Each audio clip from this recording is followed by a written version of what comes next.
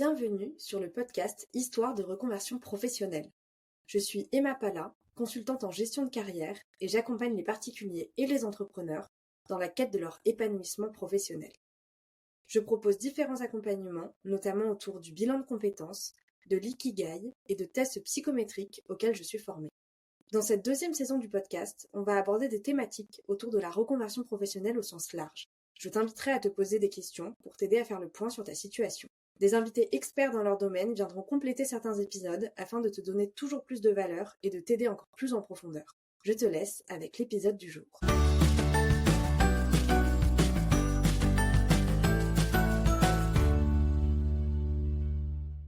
Hello et bienvenue dans cet épisode 2 de la nouvelle saison du podcast, que j'ai appelé Capsule de reconversion. Aujourd'hui, on va aborder une question introspective, un sujet qu'on va essayer de développer ensemble sur un format plutôt court et qui va vous permettre de faire le point, comme on reste dans la même intention que l'épisode long format d'il y a 2 semaines.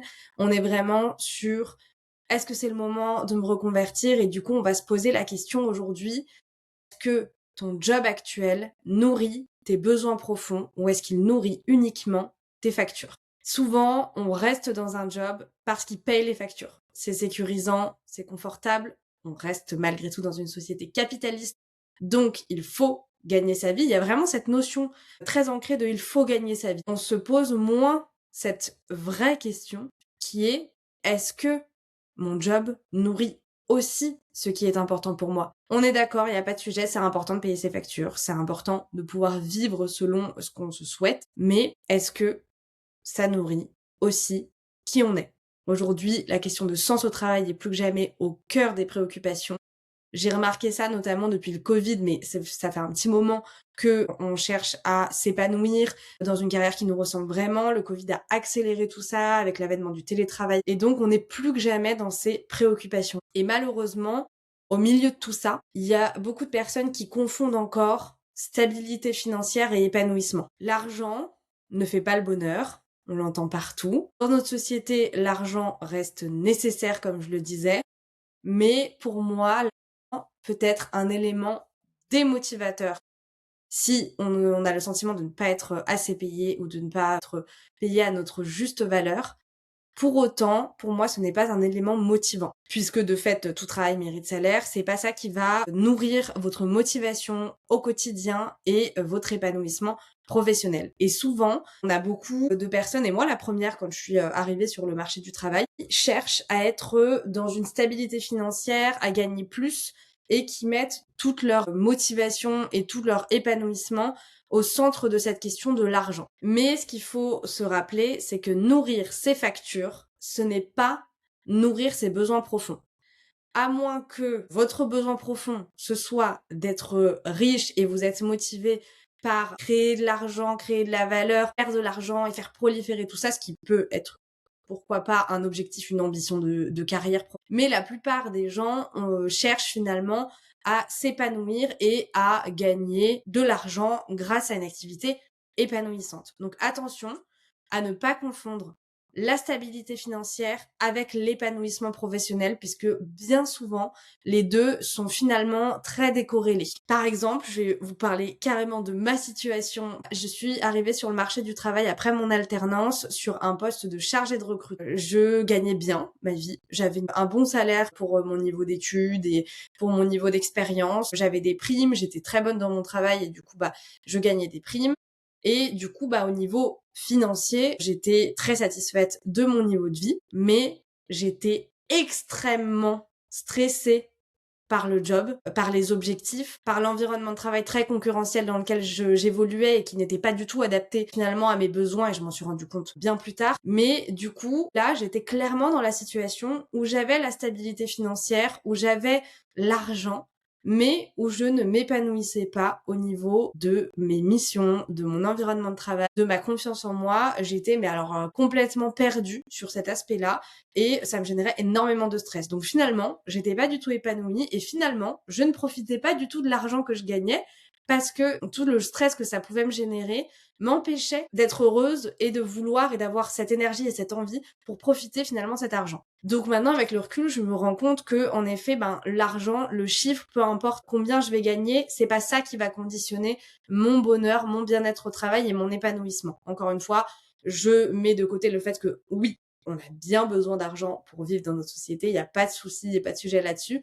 Mais pour autant, je suis persuadée, ayant moi-même de l'anxiété financière, peu importe le montant que je gagnerais, le montant que j'aurais sur mes comptes en banque, le montant que je me ferais par mois, ça ne résoudra pas le problème de mon anxiété financière, puisque le problème n'est pas l'argent, mais ma perception de l'argent en ce qui concerne l'anxiété financière et ce que je nourris dans ma vie professionnelle pour me sentir épanouie. Donc c'est vraiment deux choses différentes. Quand je me suis lancée dans l'entrepreneuriat il y a de ça 3 ans maintenant, j'étais au chômage. Quand je me suis lancée, j'ai pas gagné de l'argent tout de suite. J'étais dans une situation beaucoup plus précaire que pendant ce job de chargée de recrutement dont je vous ai parlé.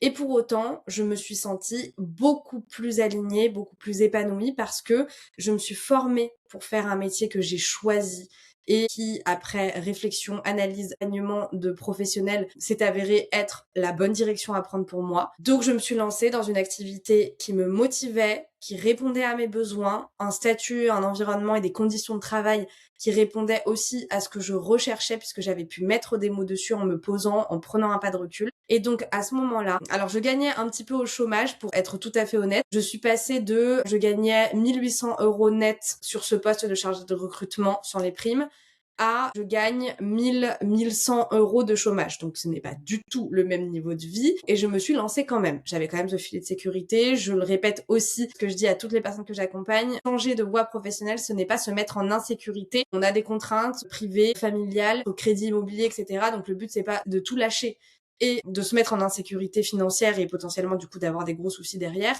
C'est toujours de sécuriser le projet, mais mine de rien, 700 € en moins sur la feuille de paye, ça se sent. Donc, j'étais quand même dans une situation beaucoup moins stable en termes de finances, avec des perspectives complètement instables, puisque l'entrepreneuriat, on ne sait pas si ça va fonctionner, à quel niveau, à quelle hauteur, etc. Et pourtant, je me sentais beaucoup, beaucoup plus alignée, et je continue de me sentir beaucoup plus alignée dans cette voie, donc je me rends compte que je me suis pas trompée, et que j'ai bien fait de prendre ce risque mesuré, mais ce risque tout de même, de me lancer vers quelque chose qui semblait être beaucoup plus adapté à ce que moi je voulais, à ce que je recherchais et à mes besoins. Du coup, je vous retourne cette question. Quels sont, vous, vos besoins, vos non négociables au travail? De quoi vous avez absolument besoin pour vous sentir épanoui? Que ce soit en termes de tâches, de missions, de conditions de travail. C'est quoi vos non négociables? Déjà, ça vous permettra de mettre des premiers éléments, d'identifier des choses en fonction de ce que vous arrivez à conscientiser sur ce qui est important pour vous. Et ensuite, vous pouvez vous poser la question, est-ce que mon job actuel répond à ces besoins non négociables? Et là, vous allez pouvoir analyser oui, non, et sur lesquels il y a des choses à travailler potentiellement. Est-ce que ça peut se travailler en interne ou est-ce qu'il y a un besoin de changement pour être au plus proche, combler ces besoins qui sont pas comblés à l'instant T? Pour aller un petit peu plus loin, je vous propose de faire un petit état des lieux pour analyser vos situations professionnelles. Ce que vous pouvez faire, c'est noter tous les avantages et contraintes de votre métier actuel. D'un côté, donc tous les avantages que vous avez dans votre job, qu'ils soient financiers ou non, vraiment essayer de ratisser large, et les contraintes que vous avez dans votre job, que vous les acceptiez ou non, là c'est vraiment de lister de manière neutre. Une fois que ça c'est fait, vous pouvez du coup faire le point sur vos besoins. Donc on en a un petit peu parlé avec la question introspective déjà, mais du coup voilà, quels sont vos besoins, encore une fois en termes d'environnement de travail, de métier, de tâches, tout ce qui est important pour vous et que vous avez en tête. Notez les contraintes que vous acceptez dans votre vie professionnelle. Donc pas les contraintes que vous avez, celles que vous accepteriez si les besoins profonds sont comblés. Ça peut être par exemple une certaine distance géographique avec votre travail. Une fois que vous avez ces deux listes, ces deux listings, essayez de cocher les besoins qui sont satisfaits. Donc de regarder entre votre situation actuelle et les besoins que vous avez notés, combien, lesquels, et est-ce qu'ils sont satisfaits, et de repérer ensuite les contraintes qui pèsent trop lourd sur votre quotidien. Entre ce que vous seriez capable d'accepter et ce que vous vivez au quotidien, quelles sont les différences, les écarts? Est-ce que vous acceptez des contraintes qui sont finalement trop lourdes pour vous, que vous n'avez pas envie d'avoir? Ou est-ce que on est plutôt OK entre ce que vous êtes prêt à accepter et ce que vous vivez? Ça vous permet d'analyser un petit peu les écarts. Le but, c'est ensuite de voir, est-ce que la balance entre ces deux éléments-là, entre les besoins et les contraintes, positive? Est-ce que votre job répond à une majorité de vos besoins profonds, si ce n'est tous?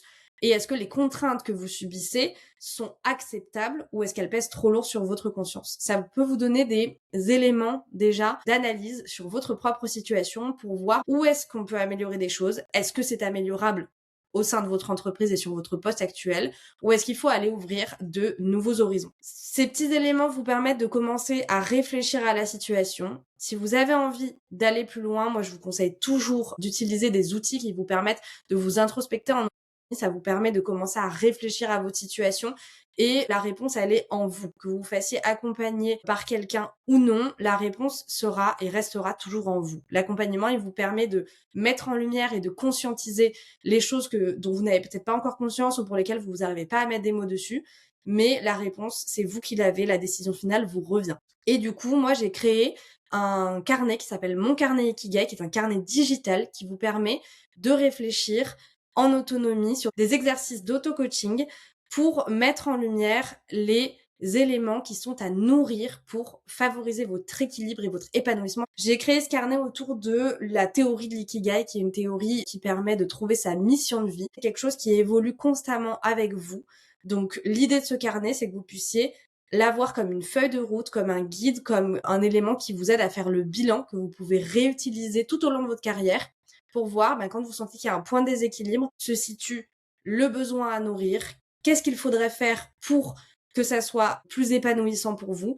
Et donc, vous pouvez l'utiliser indéfiniment pour vous aider à mettre en lumière cette fameuse mission de vie. Je vous mets le lien dans la description du podcast si ça vous intéresse, n'hésitez pas à aller voir. Et comme toujours, si vous avez des questions, que vous avez envie d'échanger avec moi, que vous avez besoin de parler de votre situation personnelle au niveau de votre vie professionnelle, n'hésitez pas à me contacter sur les réseaux sociaux. Je me fais toujours un plaisir d'échanger avec vous. Et je vous laisse avec cette capsule reconversion pour commencer à travailler sur votre vie professionnelle et sur vos choix et vos décisions.